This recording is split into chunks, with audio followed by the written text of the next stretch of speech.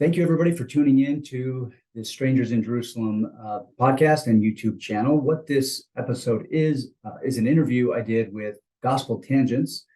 And you'll notice in the first part of the video there, the video camera didn't work. So after about a minute, it turns to live. You can see me being interviewed. Also, this is probably going to be a 3-part interview. So check out the other parts when this one finishes. We talk about the birth stories of Jesus. We talk about Judas, a little kind of a spin or some interesting takes I have on the Judas story.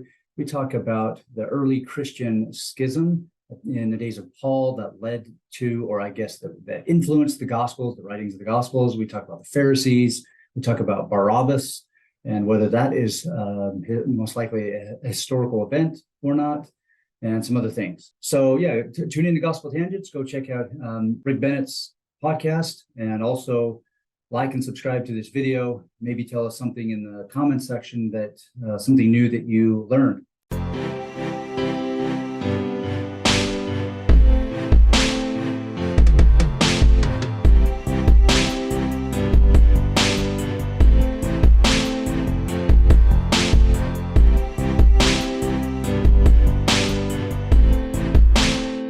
Welcome to Gospel Tangents. I'm excited to have an amazing Jewish scholar right here at BYU. Could you go ahead and tell us who you are? I'm Dr. Trevin Hatch, not a Jewish scholar, Jewish studies scholar. Okay. We know what you meant, but some people are like, oh, you got a Jewish scholar at BYU? Yeah, scholar of Jewish studies, trained to read the New Testament by Jews. I studied at multiple Jewish universities, 3 Jewish institutions of higher learning, and been including in Israel. It's fun to take what I learned from Jews and then apply it to the scriptures. Well, I'm excited because you've got a really interesting academic background. Because you've got more education than anybody I know, I think, right? It's embarrassing. So yeah, the short of it is, after I left BYU, I went to a Jewish university in Baltimore. Okay, so you got your undergraduate at BYU. Yep, in Ancient Near Eastern Studies, and then I switched to history and pulled my Ancient Near Eastern Studies courses over there. So minored in Hebrew, did all that. Then I went to Baltimore Hebrew University in Baltimore. It was fantastic. It was a small Jewish university, Jewish faculty, mostly Jewish students. I lived in a neighborhood of 20,000 Orthodox Jews right there in North Baltimore. It was fantastic. So, and then I didn't get into the PhD programs I wanted because this was right after the recession. So I came back to UVU, taught in philosophy for 2 years, philosophy, ethics and values, taught some courses in religion and Judaism. And then I was frustrated because I couldn't get into the PhD programs I wanted to with funding. This is in ancient studies, the world of the Bible, and Jewish studies. So I then searched nationwide for somebody who could help me continue to study Jews and religion from any aspect. It could be political science, whatever. And I found this guy at LSU in the Bayou. You probably can see behind you, LSU. Go Tigers, right? Yeah, the Tigers. He happened to be a Latter-day Saint, and he studied Jewish, Christian, and Muslim family life. And so I thought, and it was in the School of Social Work. So I thought, I don't know how I'm going to make this transition to the social sciences, especially in the School of Social Work, where I'm not going to become licensed. And a lot of my professors are not social workers. They're sociologists and economists and political scientists and education scholars. And so it's kind of an interdisciplinary background where I wrote my dissertation on American Jews. And then while I was doing that program, I started a second doctorate in Jewish studies at the Spertus Institute of Jewish Studies in Chicago. It's a long time. It's kind of like Brandeis. Now, wait a minute. Are you going to LSU and Chicago at the same time? Yeah, at the same time. It was crazy, but I just it sounds nuts, but I had some funding, and I just considered both of those programs as a kind of one doctoral training. Wow. Right, this thing. So I'm a trained social scientist who, I raise questions that social scientists tend to care about, and I apply it to the ancient world. Questions like the geopolitics and how the populace, relates to the power structures, and in this case, the temple establishment of Jerusalem, the temple. And so it's fun to kind of go back and forth on those topics. So yeah, I was running both PhD programs at the same time, one in Jewish studies, one in social sciences. And then I came to BYU and I got a job in the library, and I at first I thought this is kind of hokey, like a library. Like I did all the stereotypes of a librarian. I thought, even my sister said, you went and got 2 doctoral degrees to be a librarian.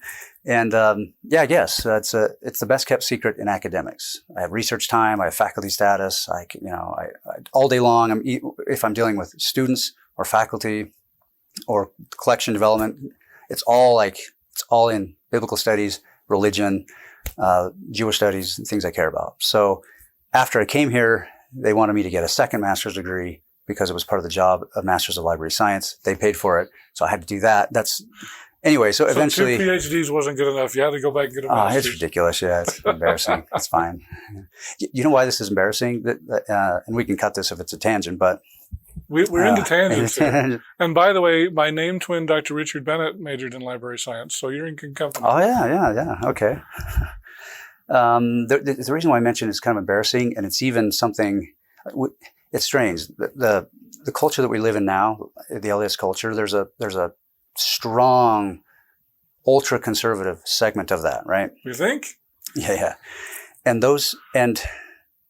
in our culture, the discussion that's swirling is it's anti academia. It's not necessarily anti learning, and but it's anti academia, anti expert. Yeah, and I've had people tell me, like on social media and elsewhere, like, oh, you're a social scientist. You got trained in social science and in Jewish studies of religion. All of that is like ultra liberal. You must be a Marxist because Marxism is at the foundations of social science, and they just dismiss. Like whatever you have to say, they just dismiss it, assuming you're this like raging liberal who has an agenda, and so it's we're learned because we think we're wise, So there's that. It's not like we tend to be the boogeyman sometimes. So it's not like it's always like, oh, there's a scholar, they can tell. Like, no, you have to make your argument very, very well, and even the stuff that we're going to talk about today. If I don't make it well enough, and if people don't read the book, and I don't articulate, this will be difficult because there's so many details. We can't possibly get into it. And I can't remember everything, that if I'm sloppy with the argument, some people just dismiss it. Right. They'll just say, that's sloppy because here's this verse that counters Dr. Hatch. So it really is, sometimes we're caught between a rock and a hard place of how we engage these topics at BYU. Because we're too fluffy and simplistic in our writing or our teaching. And then the outside world, both more liberal Latter-day Saints and ex-Mormons, or outside the Mormon body, they'll look at us and be like, those guys aren't serious. But then if we do real serious scholarship and sink our teeth in and especially in Bible proper, well, then we run the risk of making all the ultra-conservative people who believe every aspect of the Bible is literal. We risk making them them getting mad at us. So it's tough. Mm-hmm. Yeah. Well, we are definitely pro-expert here on Gospel Tangents. So I love this because so the book we're going to talk about is your book, A Stranger in Jerusalem. I've never seen any Latter-day Saints, I almost said Mormons, I almost sinned, any Latter-day Saints put the kind of amazing scholarship in this book as you have done. And I love that book. So why don't you show everybody the book here? You guys should all get it for Christmas. Yeah. You can. Plus, we're New Testament. We're studying. Come follow me. So we're going to definitely talk about a lot of that fun stuff. So. And since I picked it up, it's just the backstory of this. This is a religious studies press. It's not. I didn't write this to Latter-day Saints. It's Whip and Stock. It's a Christian religious studies press. They've got different imprints. Some of them are academic, some are written for children, but this is in the imprint that is for academic, but written to a large audience, right? Lay audience. Right. And so what I did is because we have thousands of books on Jesus, historical Jesus, right? And so when I wrote the proposal, I said, I'm a Latter-day Saint who's writing about Jesus from a Jewish studies perspective.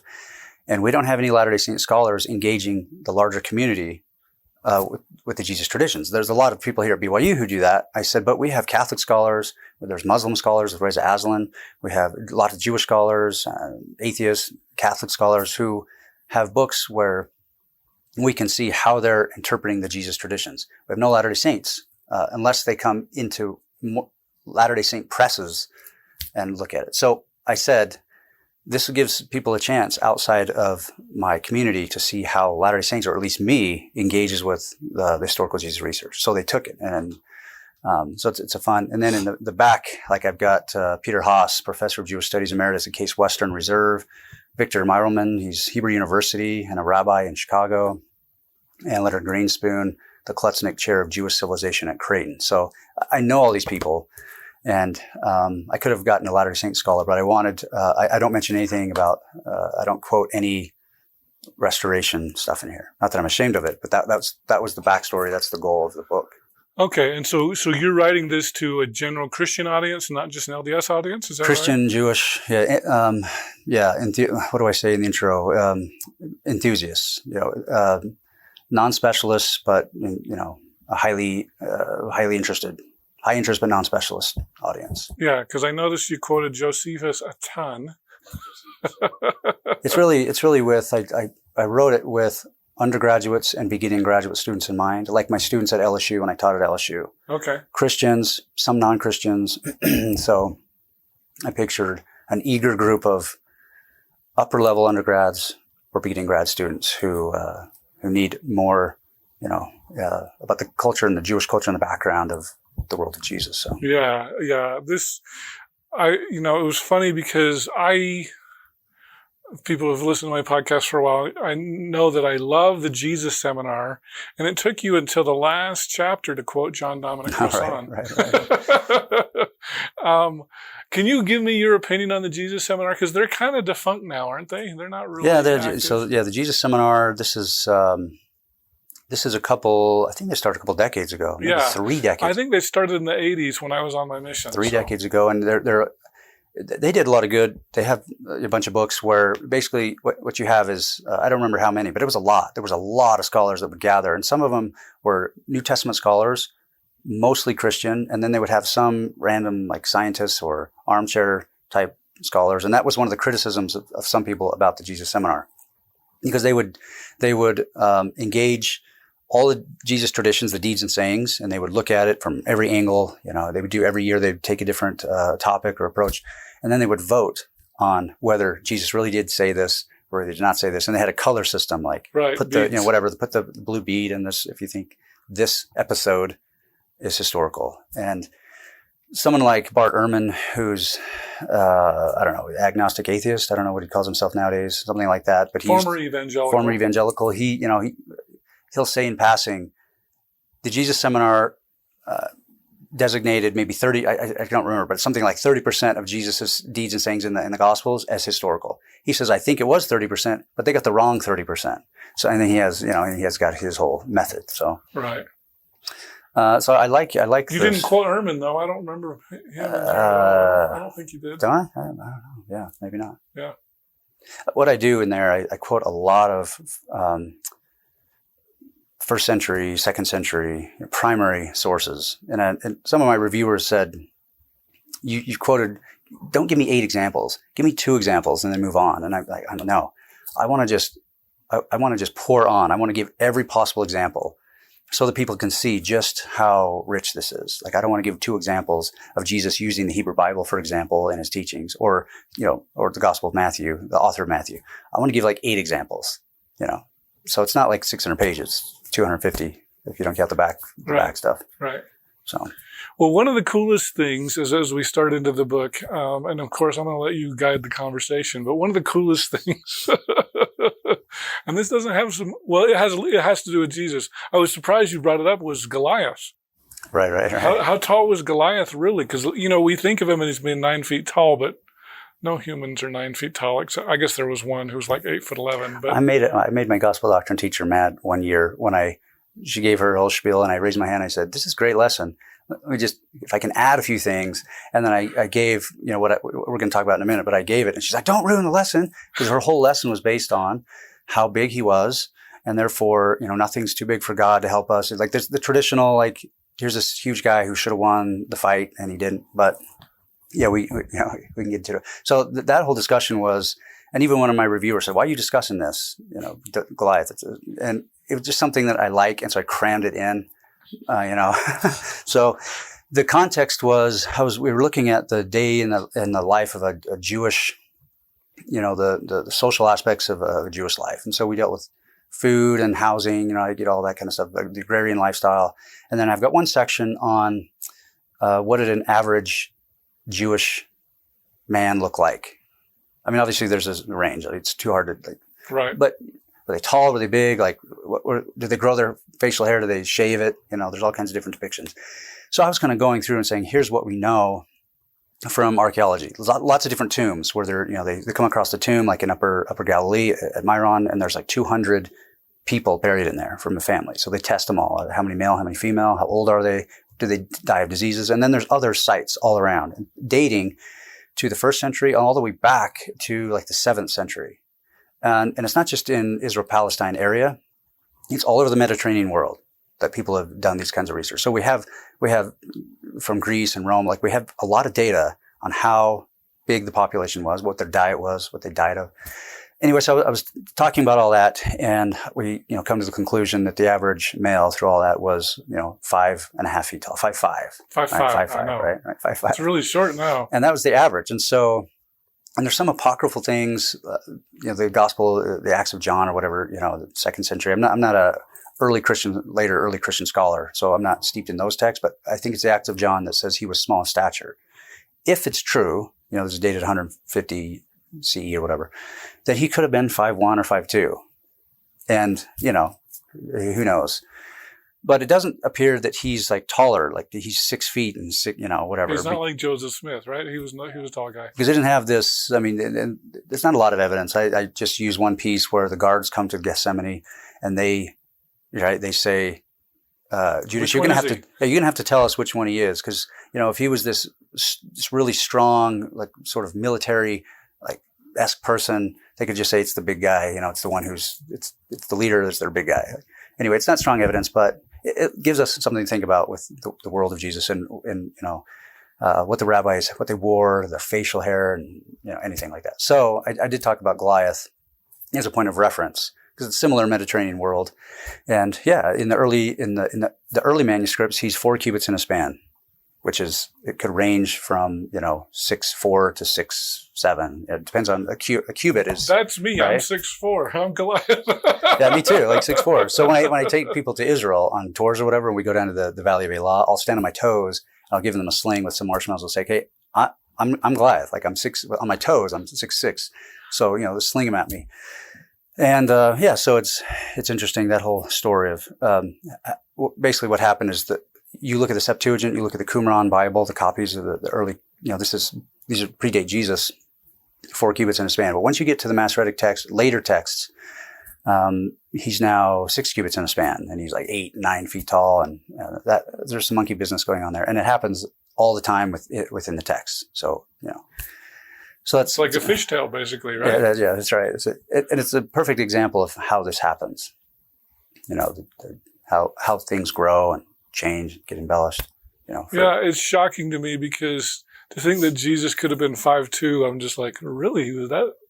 I mean, short guy, possibly. Yeah, and my mother-in-law, she's funny because I says, and Isaiah says, I don't use that as historical evidence, but right. Isaiah he has this thing where the Messiah or a future figure or whoever he's talking about is not going to be handsome. And the word he uses is not going to be, people will not desire him, which is referring to sexual desire. People won't look at him in that way. Short, scrawny, whatever that means at the time. And my mother-in-law says, no, I can't deal with that. I got to have a pretty Jesus. I can't have this, dirty, unkempt, ugly, I don't know, whatever, she's like, I can't do that. I have to have it strong.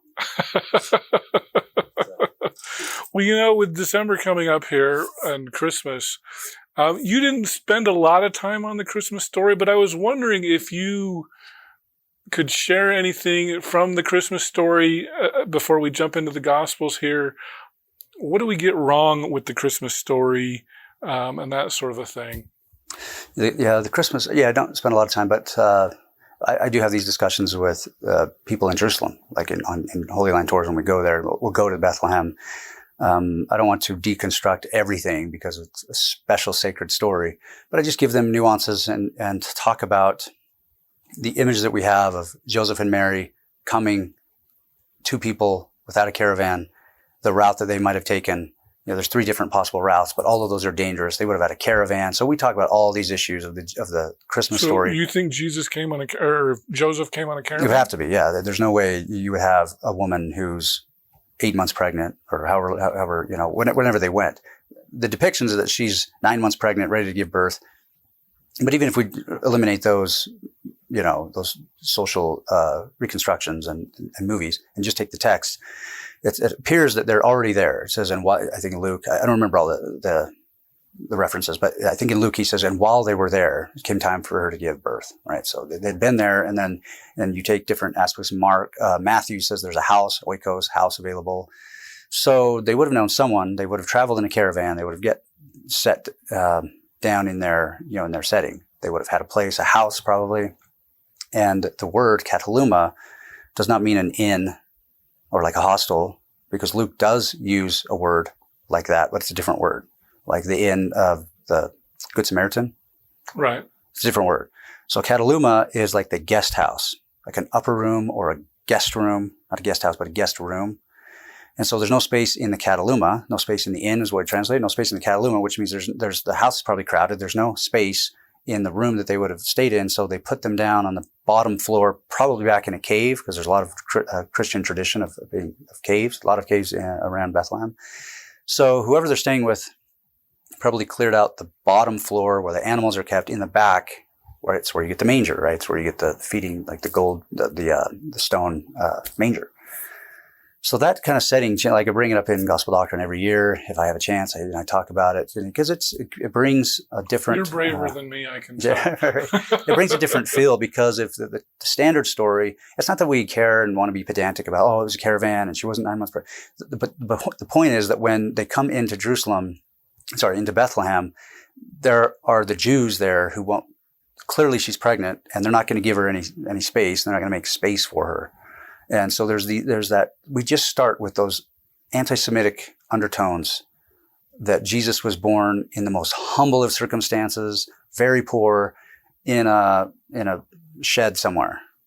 And that's why actually the church's video just a year or two ago, everything I just said, they incorporate that into the video. They got that information from some of my colleagues here at BYU, and, but there's some complications with him even, so if you really want to be provocative, there's complications with him even being in Bethlehem. So some of the scholarship is that he was never there. They're from, and if you take all the Gospels and look at it and find out where the incongruities are, they're from Nazareth. Why are they in Bethlehem? Well, the standard answer is that there's a census in the days of Quirinius. There's no census mentioned anywhere. Josephus doesn't, there's no census mentioned anywhere. That's a big deal, because that would have been so big, where everyone was traveling throughout the Roman Empire, going back to their ancestral lands to pay taxes. I mean 1,000 years before. When they did censuses, did people have to travel for the census? Not like that. To have how many million? So just 6 to 8 million Jews. Like, forget everybody else. Just 6 to 8 million Jews traveling on all the highways, going back to wherever town. Is that how big Jerusalem was back then? Or Israel, I guess I'm using data from scholars who do demographic studies, and their estimate is 6 to 8 million Jews in the Roman Empire. So it's in the diaspora, and it's also in Galilee. It's also so that includes Italy and everywhere. Yeah. Okay. I mean, can you imagine? So just that point alone is not. It's okay. I mean, there's no evidence of theirs, but maybe they could have been there for another reason. And that's fine. Maybe they were in Bethlehem, but it's just, scholars say it's a little bit suspicious, because they want to tie, especially Matthew wants to tie Jesus to David, and David's from there. And, and Micah mentions this. So was prophecy. The census made up then? I think so, in Luke. Yeah. I think it's made up, because Luke they have to have a reason for Jesus to be in Bethlehem. This is not so scandalous. I've heard, our colleague Jeff Chadwick, who's an archaeologist, and he does some Jewish studies stuff. He studied at Hebrew University. He's one of our senior archaeologists here, and he wrote a book, self-published a book called The Stone Manger. And he's very orthodox, and he teaches in religion. And even he says in his book, there's no census. It's impossible. It can't happen. So we don't have to throw out the story that Jesus was born in Bethlehem. But there is some scholarship. There are some complications for why they would be there. Well, and it seems like most people who date the birth of Jesus ignore the census because it doesn't make sense. There's no evidence of it. And so most people tie his birth to the death of Herod, right? Mm-hmm. Yeah, 4 BC, 4 BCE. So Jesus would have had to have been born 4 to 6, somewhere in that range. Yeah. So that seems like a more reliable position. I mean, I've had some other people say, well, as James Talmage said, it was April 1 BC. April 6 in 1. Yeah, it's, yep. Well, and the story there is, I think somebody can correct me in the comments or whoever, but I think it was Dennis the monk, Dionysius, it's a monk, right? I don't know the history very well, but I do know that he's asked to change the Gregorian calendar to date back and start the year Jesus was born, so that we can then count from forward, there, right? Yeah. And so this is in the 1500s or something? Yeah, it's way late. I don't even remember 7th, 8th, 9th century. Yeah, I don't think it's as late as the 1500s, but yeah, they mess it up and they've won either 1 BC or 1 AD. And so now when I go to my class, it'll be always, okay, when was Jesus born? What year? And they're confused. Like, year 1 or 0? How does that work? Like 1 BC to 1 AD? Like, there is no 0. All right. So we go through so we just go through it just so and this just adds a little bit of, I do these kinds of things, not that it's a big deal. And again, like, we're not trying to be pedantic, but I want to slowly get them to think a little bit deeper and use benign, like the Goliath thing, use benign issues.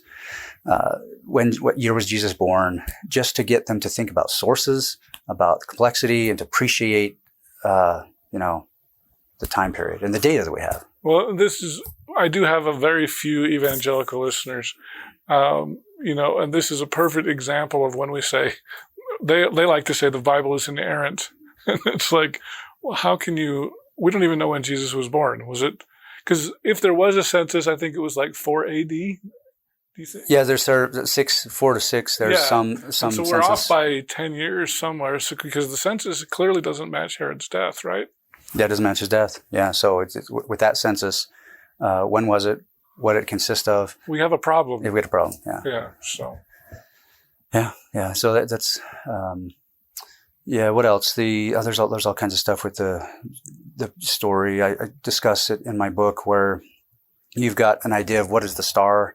Is this a star that they follow? And there's a case, and even during that time period in the Dead Sea Scrolls and elsewhere, some believe that the star was an angel, a heavenly being that's going to come with the Messiah. Josephus mentions, even later in the 60s during the war, he says that there was a star that appeared over Jerusalem, and it was a really bright star, and he says it got all the zealots riled up who were waiting for a Messiah because there was a star there. He said, and it messed it got them killed.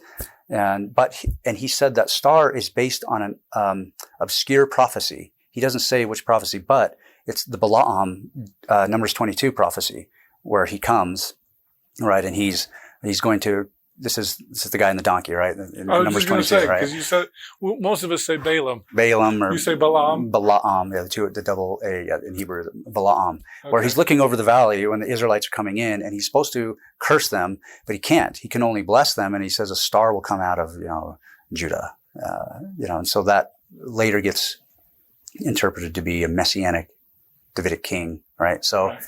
And so there's some passages that believe that it's an actual, it could be a star associated with Messiah, or that it's even like Dead Sea Scrolls, like an angelic, and even the Messiah himself will come as a star. So I'm putting all these pieces together, and it could be that, it could be that they believed, the star was put in there by Matthew, or it could be either one. Well, because it seems like, it's interesting that you say that some of the zealots saw the star, because most often, the story is the wise men come to Herod, and Herod didn't see the star. Herod didn't know about the star. Oh, tell me about this star. And so it seems like most people, unless you're looking for the star, you don't see the star. But there were other people that saw the star? At the time of Josephus. But we have no record that they saw the star in 4 to 6 BC. Oh, and Josephus is some 60 years later then, right? Yeah. Okay. But what we have with Josephus is who else? I think there's three people, maybe Philo, but there's 2 or 3 first century authors to mention the star. Not Jesus' star, but that idea. It's Josephus and then Matthew. And then I think there's a Dead Sea text that references Numbers 22 of a star that's going to come. And so there's a third reference. So yeah, that idea is there and people are using it. And it just depends on, Mark doesn't use it. Like it's not in Mark. So he's not pulling in his traditions.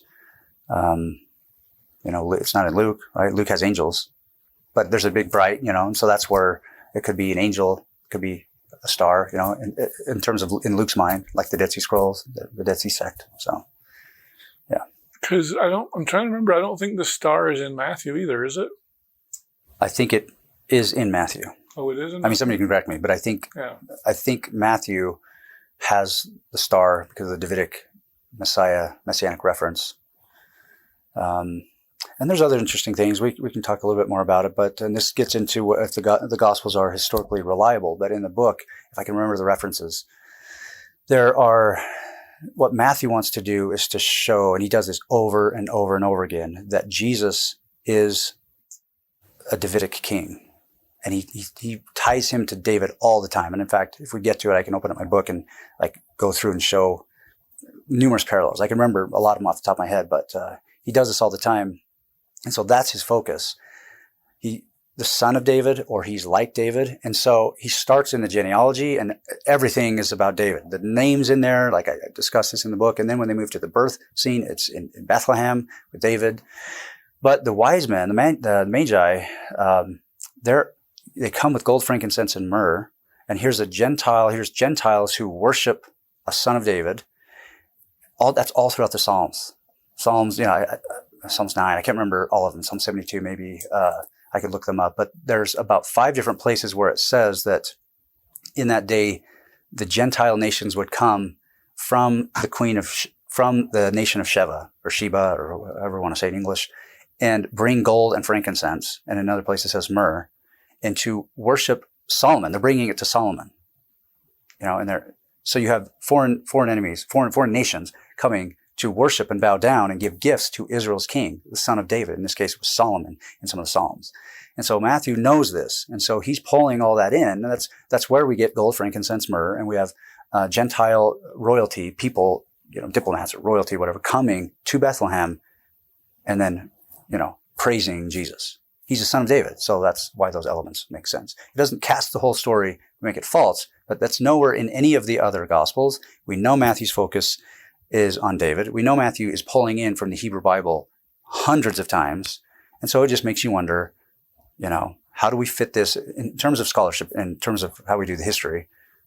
That's what, historians raise that question. Yeah. And so that's what I loved about your book, was because you would pull in, there were so many references where, especially Matthew, was trying to pull in old scriptures and tie Jesus to those scriptures. Do you have any more examples like that? He does it all throughout the passion narratives. There are times where there's places like in Ezekiel and Zechariah that Matthew pulls in. There are places where he's on the cross and he says, Father, forgive them, not what they're doing, or why have you forsaken me? A lot of that's from Psalm 2, and Matthew's pulling it in. Sometimes he's even quoting it. But like when he goes to the Mount of Olives, for example, there is Matthew's pulling in, like you'll notice he'll say something like, and some of the other Gospels do this too, it's not just Matthew. They'll say, okay, Jesus came to the Mount of Olives when he entered Jerusalem. He got 2 donkeys. Okay, that's in Genesis. That's in Zechariah. He comes down the Mount of Olives and they hold a parade for him. They're yelling, hail the King, Messiah. That's in 2 Samuel with Solomon having his coronation, riding a donkey down. Man, it's everywhere. It's everywhere. Judas, we can talk about this later if we ever get to Judas, but Judas, it's only in Matthew where Judas kills himself.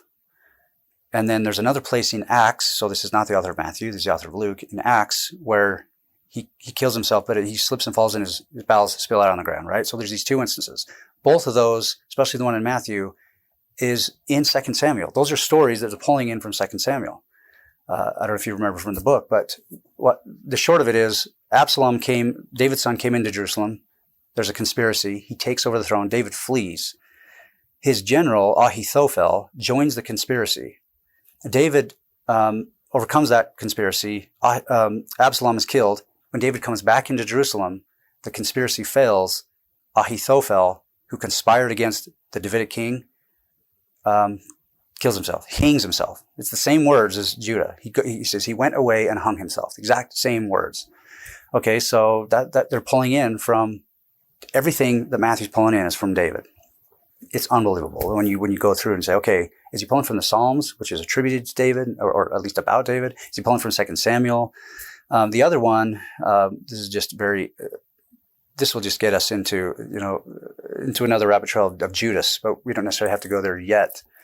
But the other one, in Acts, it says he fell on the ground and his bowels spilled out on the ground. Well, that is another one of David's generals of Amasa, however we say it. He also joined in the conspiracy. So he conspired against David. It failed.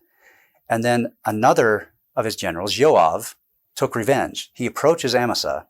He grabs his face, calls him my brother, just like Judas says, my master, kisses him on the cheek, just like Judas kisses Jesus on the cheek.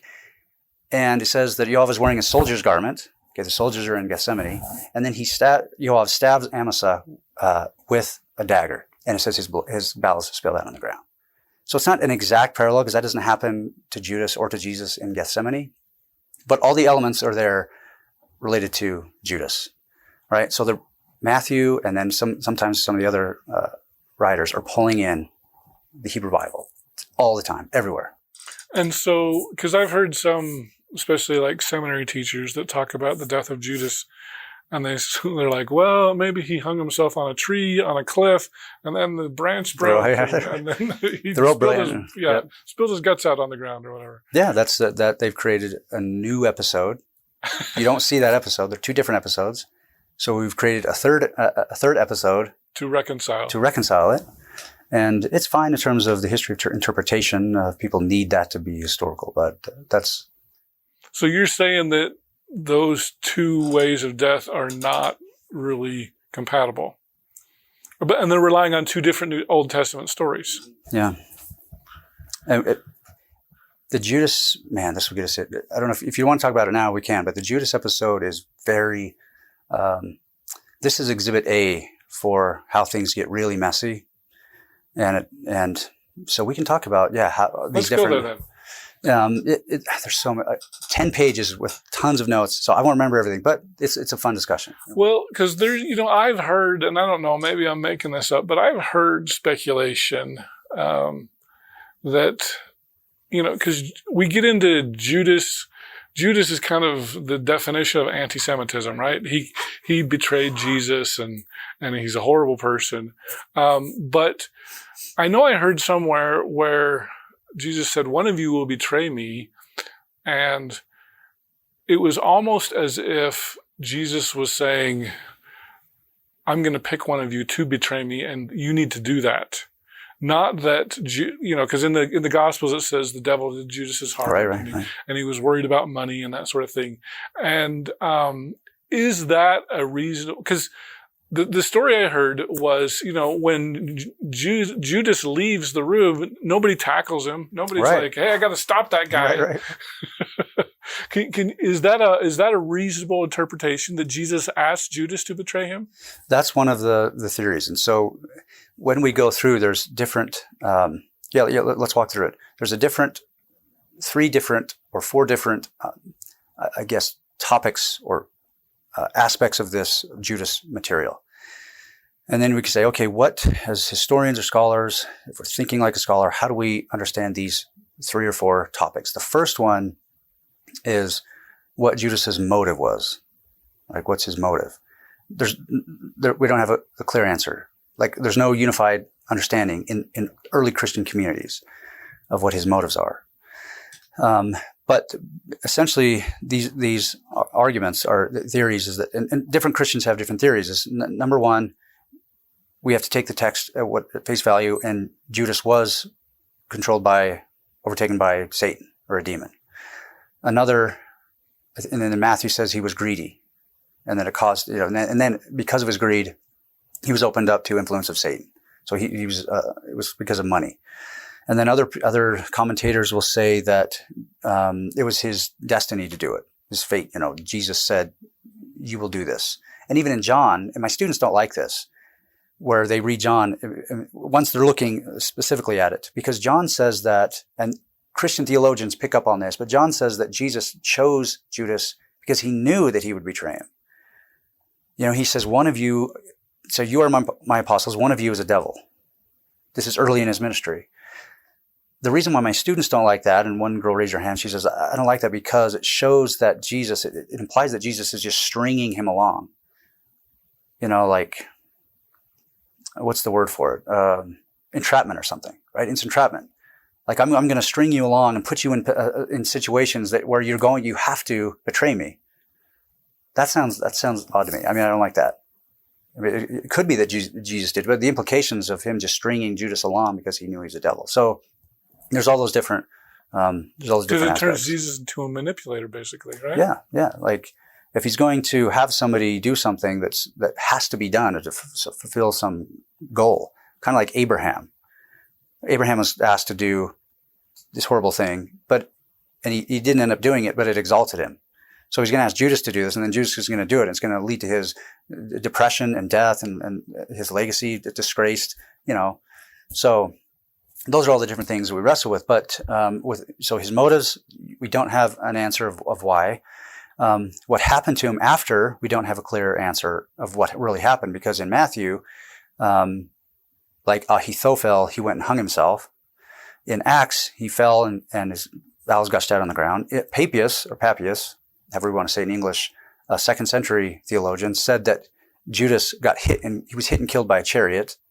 It was his divine punishment. And I think, I might be wrong, but I think it's Papias who says that he was so bloated because of his wickedness, his body started growing and growing and growing and growing. And it was so big that a chariot couldn't get by and it hit him and he killed him. It was, okay, so that's not the other stories. That's a new story. It's a new story, yeah. The chariot, even if you take a realistic view, like the chariot hit him. In the Gospel of Judas, the apostles excommunicated him and stoned him to death, if I remember correctly. So basically what we have in the first 100 years, or 100 to 200 years, maybe 100 years after Jesus' death, we don't have a unified understanding in Christian communities on why he did it, on what happened to him, and in the aftermath. And so, and even Paul, notice, Paul doesn't mention anything like this. He doesn't say, oh yeah, Judas. In fact, Paul says after Jesus was killed, he met with the 12. Okay, shouldn't he have said he met with the 11 minus Judas, if it was understood? There's no hint. It doesn't mean he didn't know about it. He might not have just mentioned it, but there's no hint. Maybe Matthias had already replaced Judas. Probably not. I don't know. Not right when he showed up in the 40 days. When he was with them. Yeah.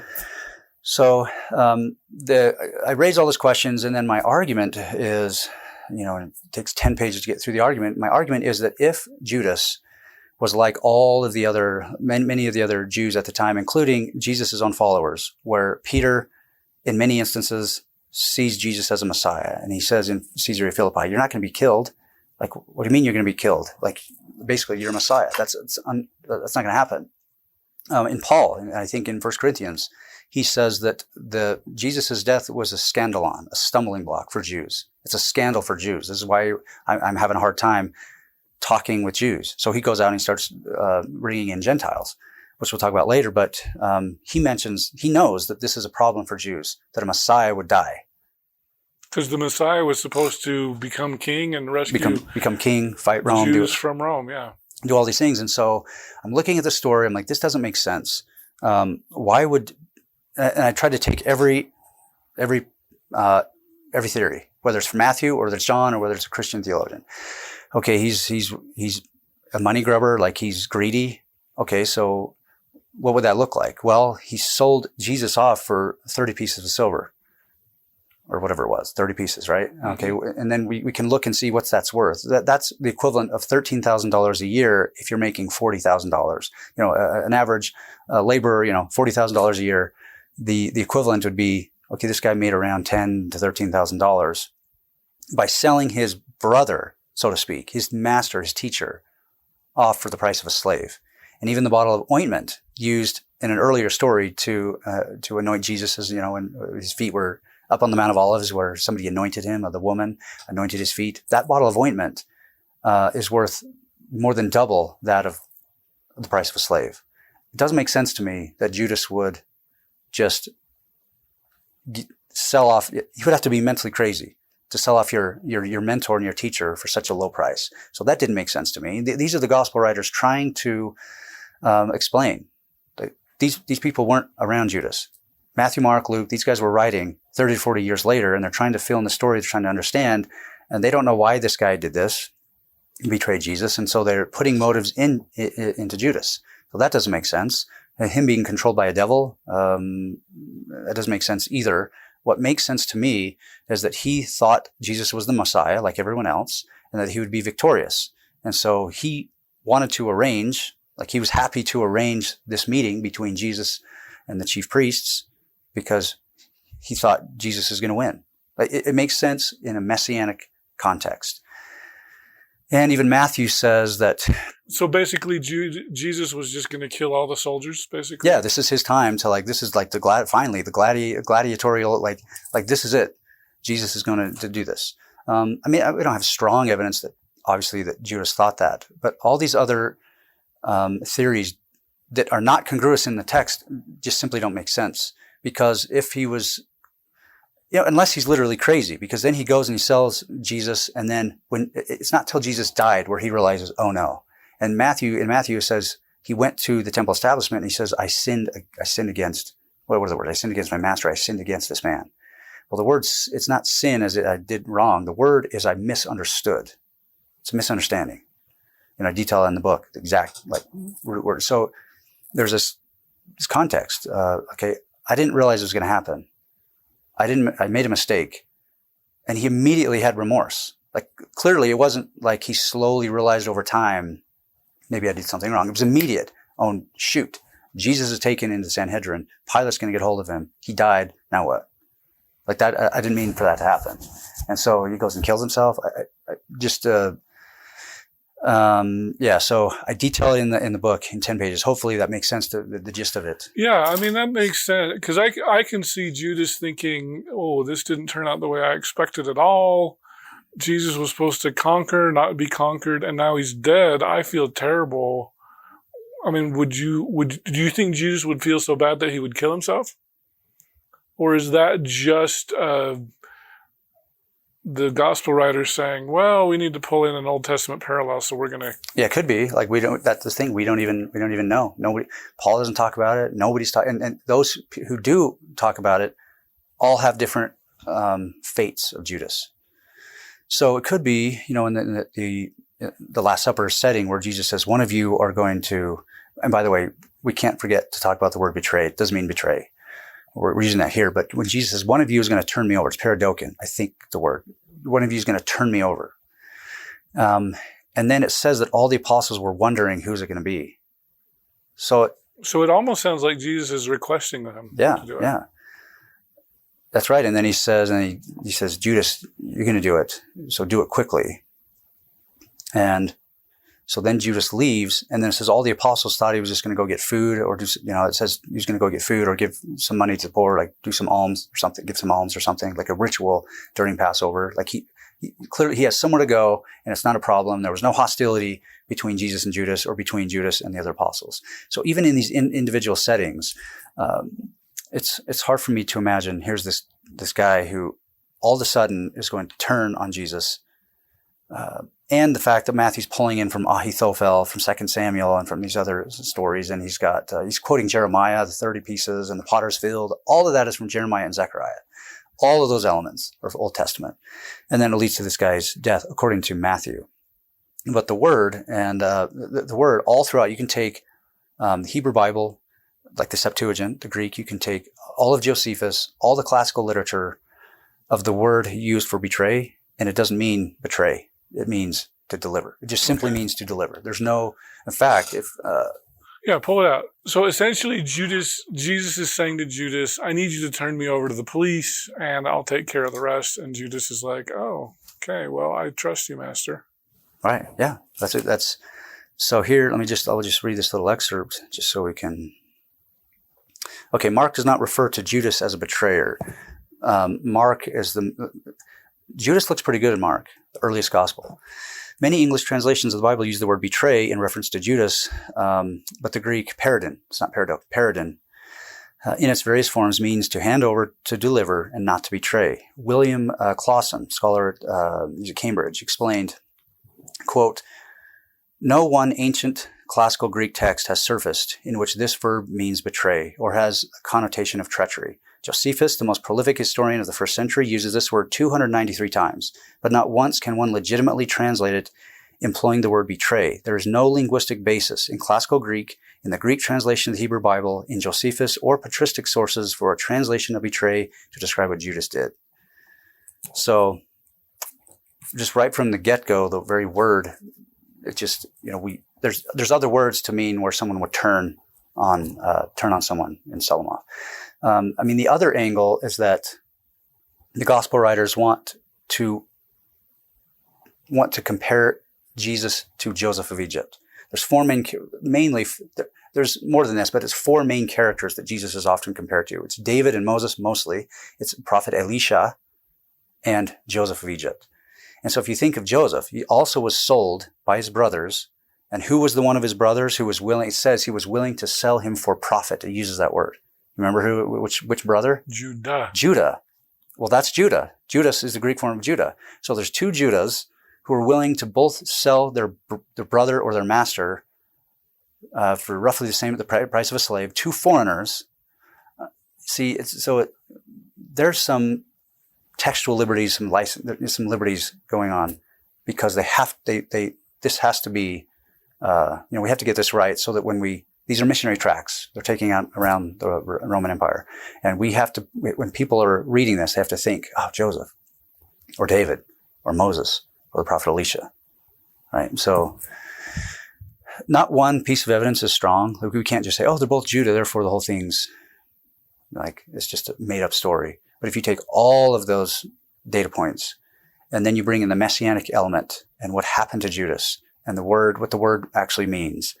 And the only thing we can say is what I say in the book, like in terms of a historian, is that there's some guy named Judah, named Jew, whether that's a coincidence, is willing to sell or deliver his friend, and that's it. That's all we know. We don't know why. We don't know what happened to him after, because all the texts are different. So you think that Judas could have been there when Jesus appeared 40 days later on the road to Emmaus? In terms of scholarship, if there was a Judas, if he was an apostle, if he delivered him, or whatever happened, I think he would have been there with, unless something happened to him, because clearly something happened to him. And so then people are trying to explain, whatever happened to that? Whatever happened to Judas? He was hit by a chariot. Oh, he hung himself. Oh, he jumped off a cliff. Something, yeah. He could have. Who knows what happened to him? But in terms of his motives, it's not a strong theory, but I think it makes the most sense if he thought that Jesus was a legitimate messianic candidate, and then he just went and handed him over, and then when it went south, he freaked out.